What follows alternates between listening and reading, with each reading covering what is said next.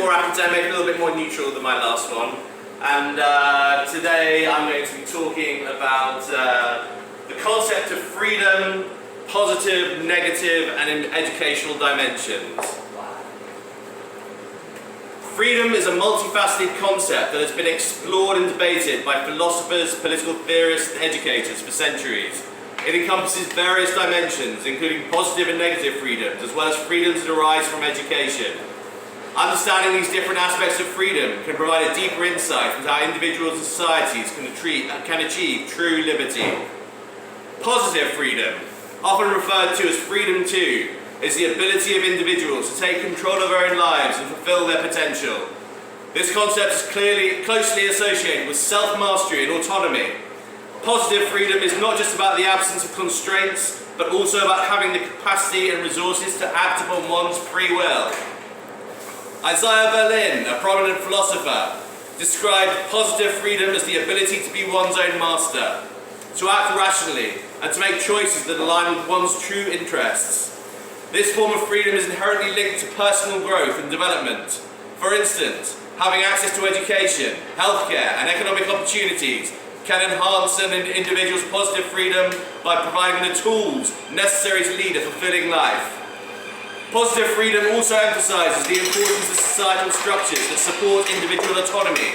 For example, democratic institutions, social safety nets, and policies that promote equality can create an environment where individuals have the freedom to pursue their goals and aspirations. Negative freedom, or freedom from, is the absence of external constraints or interference. It is the freedom to act without being hindered by others. This concept is rooted in the idea that individuals should be free to make their own choices, without coercion or oppression. Berlin contrasted negative freedom with positive freedom by highlighting that negative freedom is about the number and kind of options available to an individual and the absence of obstacles that prevent them from acting. For example, freedom of speech, freedom of movement, and freedom from arbitrary arrest are all aspects of negative freedom. These freedoms ensure that individuals can express themselves, travel, and live without fear of unjust interference. However, negative freedom alone is not sufficient for true liberty.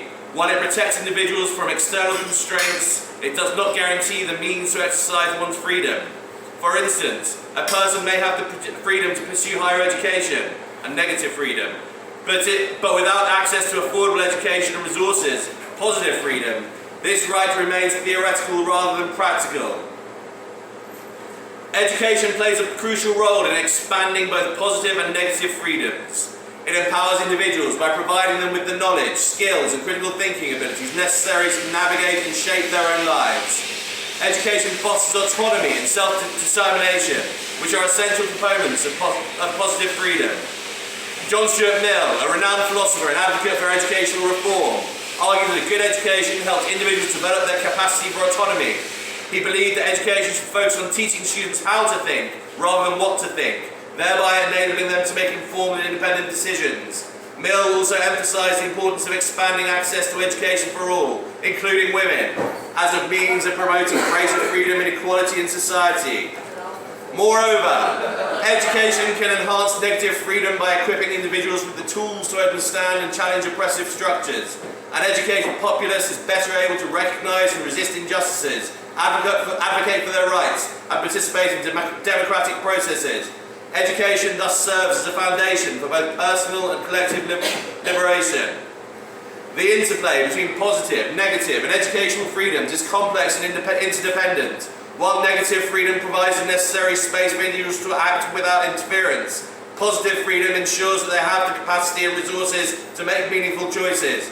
Education, in turn, enhances both forms of freedom by fostering autonomy, critical thinking, and empowerment. By recognizing and addressing the interconnectedness of these freedoms, societies can create an environment where individuals are truly free to pursue their potential and lead fulfilling lives. And how often do I repeat that my goal is to improve people's lives? Everyone deserves to lead a happy, healthy, wholesome life. Further, you may have heard that my favourite of the freedoms is freedom of association.